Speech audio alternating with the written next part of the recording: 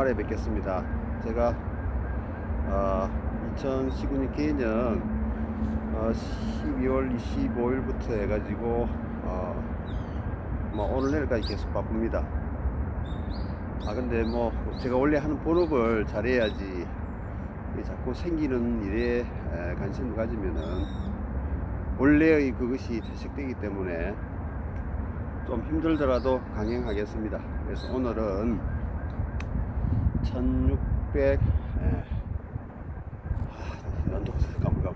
1679년 저번에 무오년 했으니까 김인년입니다. 자, 김인년.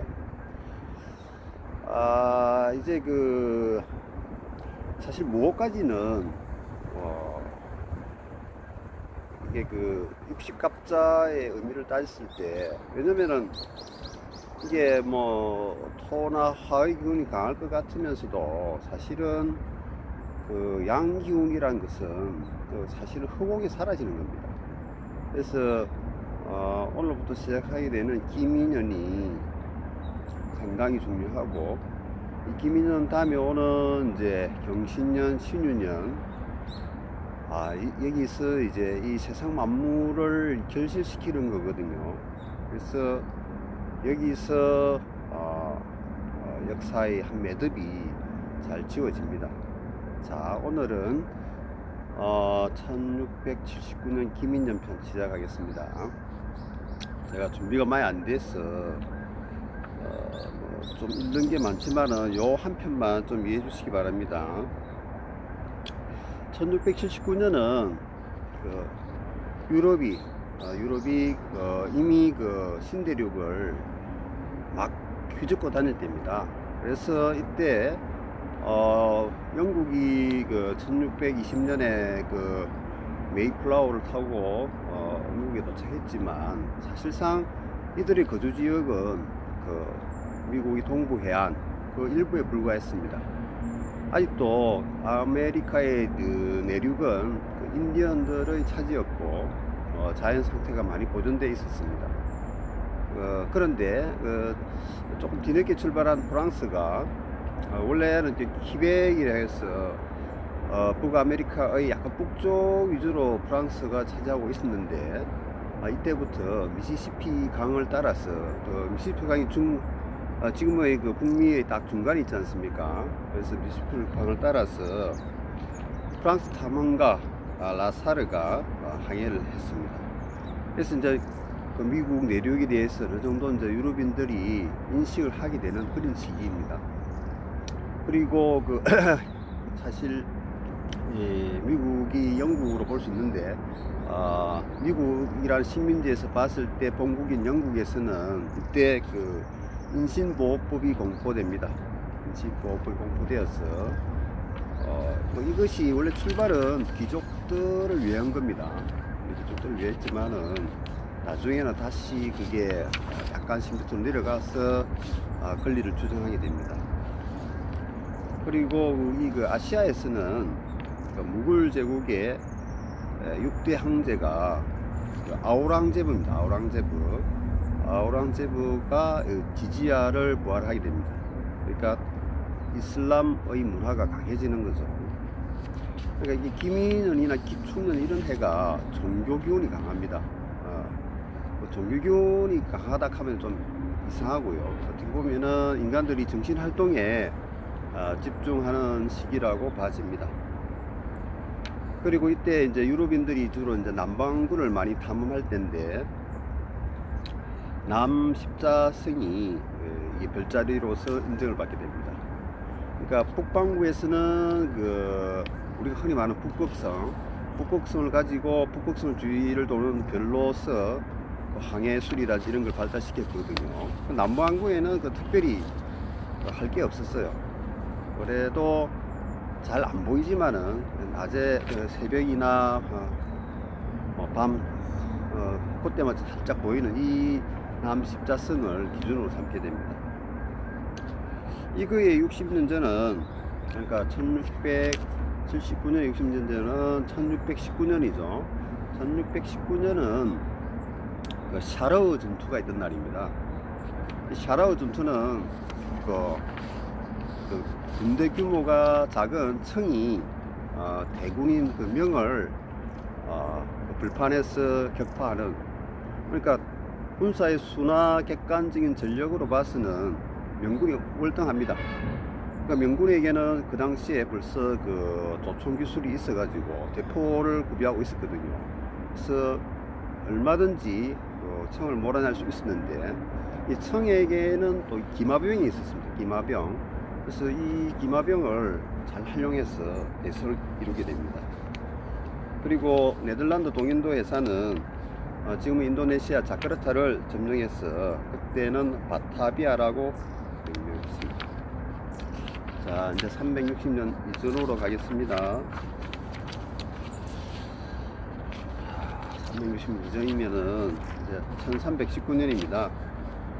자, 1319년은 우리는 이제 고려 말인데, 아메리카 대륙에서는 아직 이게 서구인들이 이게 올 때가 한참 멀었죠. 이때 그 멕시코 시티가 개발됩니다. 멕시코 시티는 여기 그 멕시코 그 반도는 아즈텍 문화라고 있는데, 이때 아즈텍인들이 멕시코 시티를 이 해에 세우게 됩니다. 그리고 그 유럽의 그 스페인 그 그라나다, 이게 요즘 관광 굉장히 많이 가는데, 스페인하고 포르투갈 이렇게 패키지로 많이 가는데, 그 아람브라 궁전의 그 확장 공사가 이루어집니다. 이때가 이제 이슬람이 가장 그 왕성했다고 볼 수 있겠죠. 1호부터 뭐 150년이 지나면은 그 포르투갈과 그 스페인, 그러니까 이 당시는 그 스페인이 아니죠. 이사벨라 공주와 그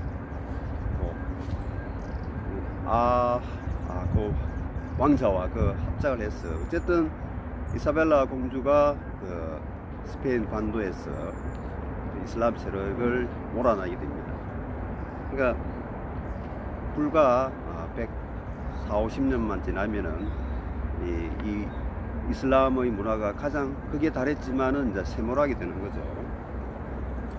그러니까 1319년에 60년 전은 이제 막 한참 몽고가 설치됩니다. 근데 이때는 김인년인데, 몽골 제국군이 이렇게 송을 굉장히 몰아붙였는데 잠시 물러나게 됩니다. 그 물러나는 거는 뭐 큰 의미가 없습니다. 그 전략상 후퇴든지 보통 이제 왕이 이제 잠시 빈 기간이, 그러니까 이게 1319년에 60년 전은 1259년이거든요. 1259년이 어떤 해냐면은 이제 쿠빌라이가 이제 원래 막내한테 정통성이 인정되었는데, 쿠빌라이가 반대해서 이 막내한테 칸의 자리를 두고 싸우게 되죠. 그 때문에 후퇴한 걸로 빠집니다. 그게 사실이기도 하고요.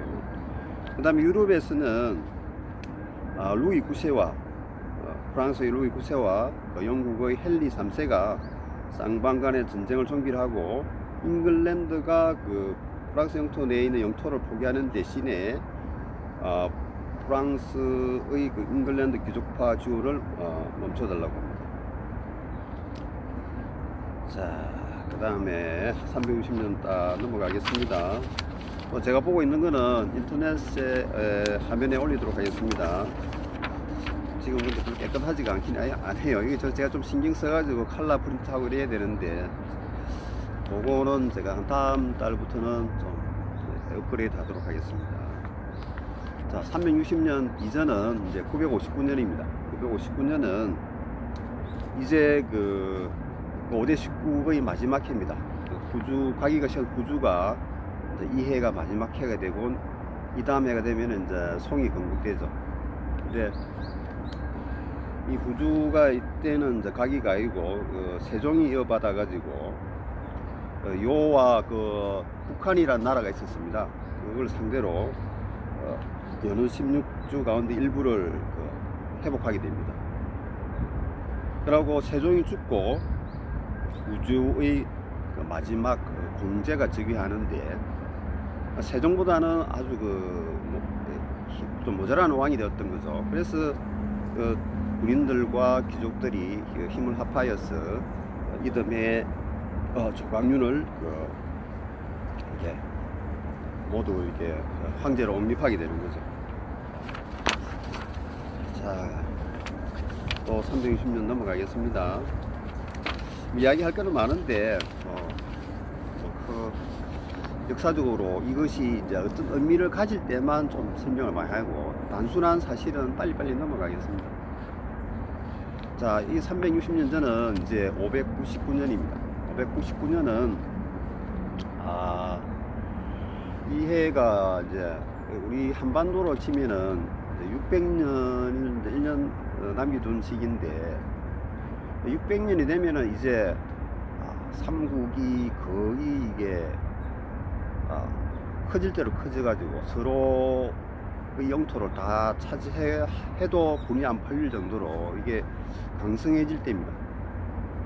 그래서 이때가 이제 그걸 하기 전에 이제 국력을 키우는 시기인데, 그때 그 불교 문화들이 굉장히 융성하게 됩니다.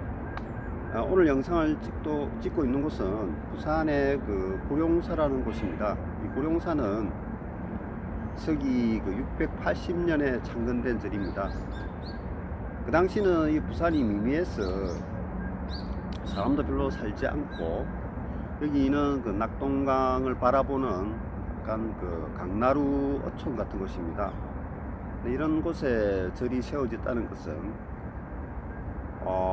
물론 680년이니까 그 통일되고 난 다음이긴 합니다.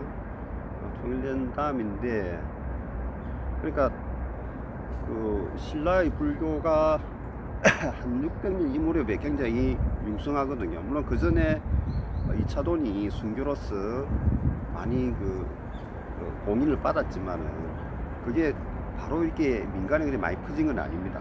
그런데 599년에는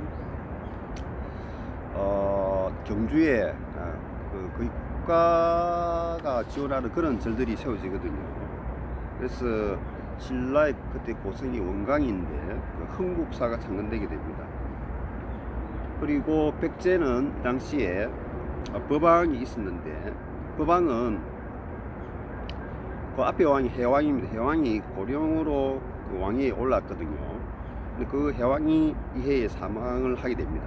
그래서 오른 임금이 법왕인데, 법왕이 그 금산사를 창건하게 됩니다. 그러니까 백제는 금산사, 신라는 흥국사. 그래서 비로소 국가가 지원하는 그런 큰 절들이 만들어집니다. 특히 이 법왕은 불교를 매우 숭상합니다. 그래서 그 미륵사지를 건설하게 됩니다. 그러나 이 사람이 조금 이 종교에 심취하면은 좀 그런 경우가 있어요. 불교 신들에게 물고기를 잡는 그물과 업조업 도구들을 태워버리라는 그 황당한 명을 내요. 그러니까 불교가 그 살생을 하지 말라고 하잖아요. 그러니까 이런 명을 내리는 겁니다. 그러니까 지금도 불교의 그 율법에 고기를 먹지 마라, 생물을 함부로 죽이지 마라라고 하는데, 그걸 좋은 뜻으로 해석을 해야지 무슨 그 규율을 안 지키면 안 된다 식으로는 안 됩니다. 그리고 또 규율을 안 지키는 것을 무슨 자랑처럼 여기는 것도 맞지 않다고 봅니다. 그래서 그 마음이 중요한 것, 그 생명을 아끼는 그 마음이 중요한 것이지, 그걸 지키느냐 안 지키느냐는 중요하다 한 것이 아니고 것이죠. 제가 이거 목이 안 좋습니다. 죄송합니다. 자, 그래서 이 599년이 그렇고요. 599년의 60년 전은 539년입니다. 539년은 그 비잔틴 제국에서는 벨리시리우스가 이태리 반도가 이때는 돈코트가 지배하고 있었거든요. 그 돈코트의 밀라노를 벨리시리우스가 점령하게 됩니다. 그리고 그 위에 있는 프랑크족은 돈코트 왕국의 요청을 받아 리구리아를 공격하였으나 벨리시리우스의 비잔틴군이 수륙 양면으로 돈코트 왕국의 수도를 공격하였습니다. 그러니까 옥신각신한 거죠. 자, 그 이후에 360년은 239년입니다. 239년은 삼국지가 있던 시기죠. 그래서 이때는 이 사마시가 이제 본격적으로 조씨를 대신하게 됩니다. 그래서 조예가 35세의 나이로 요절하였습니다. 그 사후에 어린 조방이 황희를 계승하였고, 이때 이제 조씨 일파가 사마시에게 패하고 이제 서진 왕국의 성립을 나중에 초래하게 됩니다. 근데 이 조예가 죽으면서 예감을 한 거죠. 이 사람이 죽을 때 되면 뭔가 영감이 떠오르거든요. 그래서 장군 조상과 태위 사마이에게 자기 뒤에 있는 왕을 좀 부탁하고 눈을 감지만은 이렇게 부탁하고 지켜진 예가 없습니다. 그리고 239년, 60년 전은 179년인데 우리 한반 고구려에서는 고국 천왕이 9대 국왕이 됩니다. 고구려사는 고국 천왕부터 조금 기록물에 많이 나온다고 보면 됩니다. 그전은 우리가 뭐 이렇게 수술을 해 놓았지만은 이렇게 무슨 자료를 찾기는 힘들다고 합니다. 그래서 보면은 이 50년 전 이런 게 상당히 재밌는 이야기도 많은데 그건 다음 기회에 해야지. 이 해에 다 해버리면 복잡해요. 그래서 이 360년 또 흘러가면은 이제 기원전이 되죠. 기원전은 기원전 122년이 되는데, 이때 로마에서는 이제 호민관이 이제 두 번째로 투표로 뽑게 됩니다. 이때 뽑힌 사람이 가이우스입니다. 이 사람은 굉장히 어떻게 보면 로마를 굉장히 발전시키려고 노력을 많이 했죠. 근데 항상 보면은 기득권을 가진 반대파들이 있거든요. 그들의 반대도 점점 오그라듭니다. 동양은 한무제 때인데, 한무제가 위청을 대장군으로 하여 10만의 기병을 양성합니다. 그래서 이게 흉노를에게 진격을 하는데, 이때 처음으로 나타난 영웅이 있는데, 그게 약간 18세의 각거병입니다. 이 각거병은 1만의 정예부대로서 흉노군을 격파하게 됩니다. 어떻게 보면 한 나라의 영웅입니다. 이거 60년은 뭐 182년일 건데 뭐 크게 이슈로 다룰 건 없었습니다. 그 다음에 또 360년을 넘어가면은 기원전 이제 482년이 됩니다. 기원전 482년은 우리가 춘추 중국 시대의 영웅들이 나타나기 시작합니다. 이때 진나라와 오나라가 주도권이 많았고요. 근데 이 오왕이 오왕 임금이 부차인데, 부차가 잠시 집을 비웁니다. 집을 비운 틈을 이용해서 월나라가 오나라를 침입합니다. 그래서 일족을 처형을 해버리고 돌아갑니다. 그래서 이걸 나중에 결국 부차가 복수를 하지만은 결국 구천을 죽이지 못하고 살려두었다가 구천에게 근데 구천이 이제 부차한테 기회는 주죠. 기회는 주지만은 자존심 강한 부차는 스스로 목숨을 끊고 맙니다. 하여튼 오늘은 이 김인현은 역사적 서술만 일단 말씀드렸습니다. 다음에 경신년은 이야기할 게 많기 때문에